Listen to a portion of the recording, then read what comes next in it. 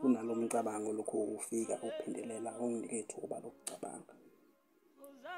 Lokhu ngikhumbuza ukuthi ngisehlule kangakanani khona kungani lento ngingayenzi yonke ibe lula ngiphumuze kube kanye.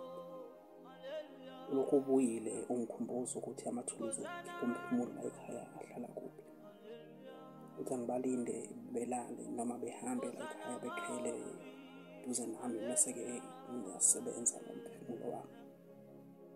Mese kuba khona ophebeza konke lokho ungitshela ukuthi ungasabi ungene ey'nkundleni zokuxhumana umntana ekhehla kuzona.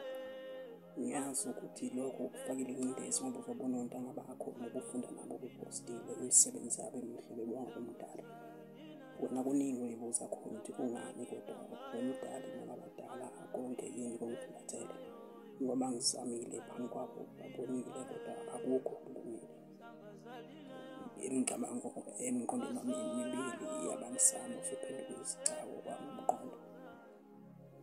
Nalona ufika nezawo isigaba kodwa isigaba esikhulu ilona i-negative side elokhu lokuphindelelile emqondweni wami.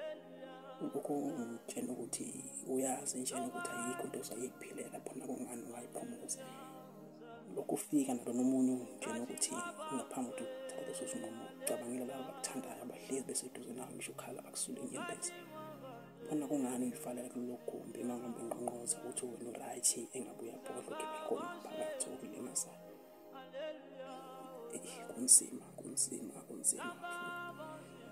Kunzima kakhulu uma ngabona uzoyibulala wena ngokomphefumulo nangowenyama nangomqondo. Enza ukusiza khona njengosonkondlo ukuthi ungakuvumeli ukuthi ufe empilweni ufe isibili.